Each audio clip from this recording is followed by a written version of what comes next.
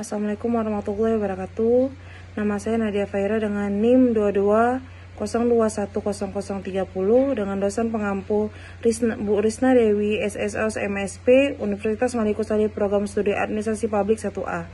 Di sini saya akan menjelaskan tentang teori kebutuhan Maslow, teori X dan Y MC-Gregor, teori motivasi Herzberg, dan teori hubungan kemanusiaan Likert dan Erkis. Pertama, saya akan menjelaskan tentang teori Abraham Maslow dan pemikiran tentang kebutuhan manusia. Abraham Maslow, seorang psikologis klinis, memperkenalkan teori kebutuhan berjenjang yang dikenal sebagai teori Maslow atau hierarki kebutuhan manusia, mengemukakan 5 kebutuhan manusia berdasarkan tingkatan kepentingannya. Manusia berusaha memenuhi kebutuhan dari tingkatan yang paling rendah, yakni kebutuhan fisiologis, kemudian akan naik tingkatan setelah kebutuhan sebelumnya telah dipenuhi. Begitu seterusnya hingga sampai pada kebutuhan paling tinggi, yakni aktualisasi diri berdasarkan Sumarwan 2011. Saya akan menjelaskan tentang 5 tingkatan kebutuhan yang dikemukakan oleh Maslow. Yang pertama adalah kebutuhan fisiologis, merupakan kebutuhan dasar manusia, yaitu kebutuhan tubuh manusia untuk mempertahankan hidup. Kebutuhan tersebut meliputi makanan, air, udara, rumah, pakaian, dan seks. Seperti contoh dalam kehidupan, makan ketika lapar, minum ketika haus. Dan kedua adalah kebutuhan rasa aman, merupakan kebutuhan tingkatan kedua setelah kebutuhan dasar ini, merupakan kebutuhan perlindungan bagi fisik manusia, membutuhkan perlindungan dari gangguan kriminalitas sehingga ia bisa hidup dengan aman dan nyaman. Contoh kasus dalam kehidupan sehari-hari adalah tentang terjadinya kecelakaan, lapor polisi ketika ada tindakan kriminalitas. Yang ketiga ada kebutuhan sosial, merupakan kebutuhan berdasarkan rasa memiliki dan dimiliki agar dapat diterima oleh orang-orang sekelilingnya atau lingkungannya. Kebutuhan tersebut berdasarkan kepada perlunya manusia berhubungan satu dengan lainnya. Contoh dalam kehidupan adalah berteman, menikah, dan lain-lain. Yang keempat adalah kebutuhan aktualisasi diri.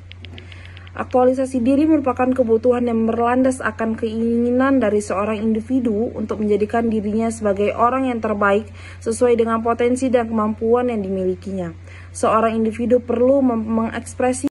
Yang keempat adalah kebutuhan aktualisasi diri, merupakan kebutuhan yang berlandaskan akan keinginan dari seorang individu untuk menjadikan dirinya sebagai orang yang terbaik sesuai dengan potensi dan kemampuan yang dimilikinya.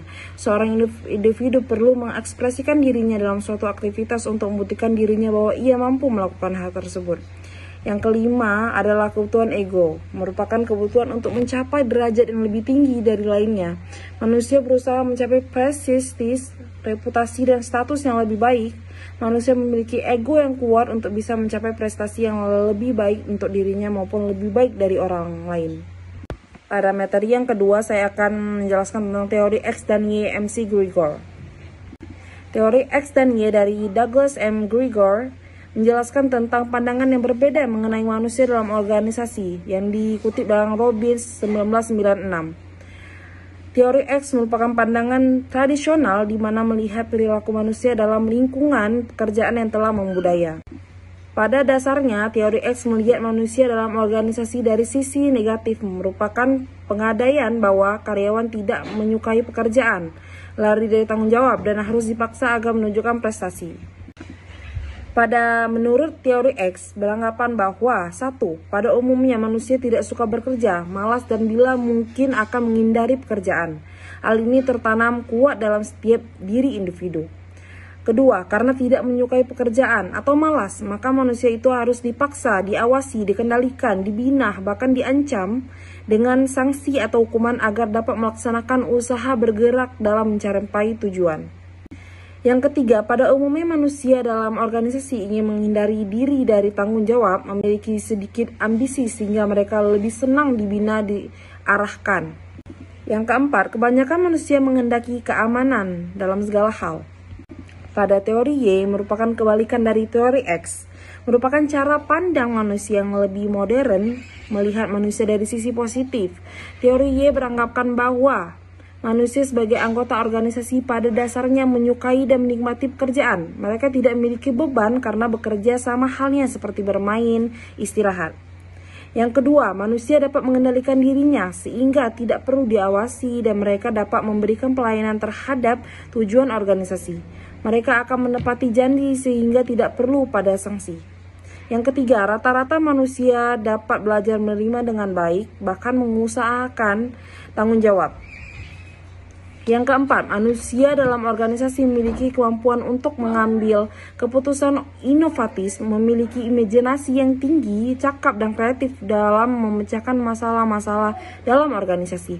Yang kelima, dalam lingkungan kehidupan industri modern, potensi intelektual mereka pada umumnya hanya dimanfaatkan oleh organisasi sebagai saja.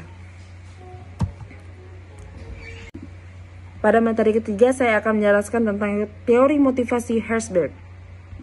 Terlepas dari keterbatasan teori ini, sumbangan Herzberg terhadap teori kerja cukup besar di lingkungan manajemen, terutama para manajer yang menyadari betapa pentingnya menemukan motivasi tersebut sejajar dengan pentingnya pemberian gaji atau faktor-faktor higien lainnya terhadap para pekerja dalam rangka menemukan motivasi jangka panjang. Menurut Likert, bentuk organisasi yang dapat memanfaatkan secara maksimal sumber daya manusia adalah organisasi yang memiliki kerja efektif yang paling berhitungan dalam suatu pola tumpang tindih dengan kelompok efektif sejenis lainnya. Menurut Agaris, rangkaian kesatuan ketidakdewasaan memberikan pandangan kebutuhan kemanusiaan. Likert merancang teori 4 sistem kepemimpinan, yaitu 1. Sistem eksploitatif autoritatif, kedua sistem benevolent autoritatif, yang ketiga sistem pemimpin konsultatif, 4 pastipatif group. Menurut Agaris, ada 7 perubahan yang terjadi dalam kepribadian seseorang jika ia berkembang ke kedewasaan. 1. Seorang itu akan bergerak dari suatu keadaan pasif sebagai anak-anak ke sesuatu keadaan yang bertambah aktivitasnya sebagai orang dewasa. Yang kedua, seseorang akan berkembang dari suatu keadaan yang tergantung pada orang lain ke suatu keadaan yang relatif merdeka sebagai orang dewasa. Yang ketiga, seseorang bertindak hanya dalam cara sedikit sebagai anak-anak, tetapi sebagai orang dewasa ia akan mampu bertindak dalam berbagai cara. Yang keempat, seorang itu mempunyai minat yang tidak menentu, kebetulan dan tidak begitu mendalam dan kuat minatnya sebagai orang dewasa. Yang kelima, perspektif waktu bagi anak-anak adalah singkatan, hanya melibatkan waktu kini, tetapi sebagai orang dewasa, maka perspektif waktunya bertambah menjangkau masa lalu dan masa yang akan datang. Yang keenam, seseorang sebagai anak-anak, ia berada di bawah pengendalian setiap orang yang lebih dewasa. Yang ketujuh, sebagai anak-anak, seorang kurang kesadaran akan dirinya, tetapi sebagai orang yang sudah matang, ia bahwa sadar tetapi mampu untuk mengendalikan dirinya.